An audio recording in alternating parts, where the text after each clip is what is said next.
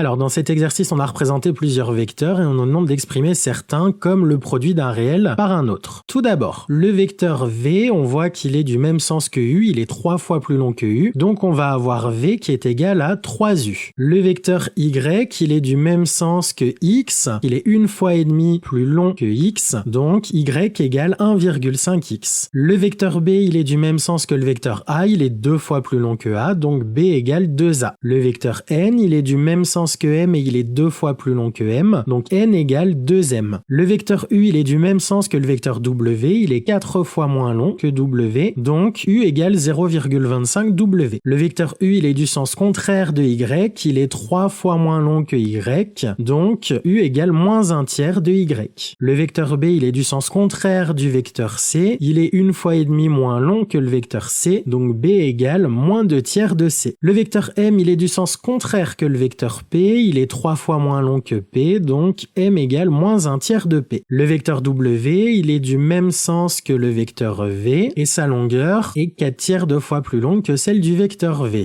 Donc W égale 4 tiers de V. Le vecteur Y, il est du sens contraire du vecteur W, sa longueur vaut 3 quarts de celle du vecteur W, donc Y égale moins 0,75 W. Le vecteur C, il est du sens contraire du vecteur B, il est 1 fois et demi plus long, donc C égale moins 1,5 B. Et enfin, le vecteur N, il est du sens contraire du vecteur P, il est 1 fois et demi moins long, donc N égale moins 2 tiers de P.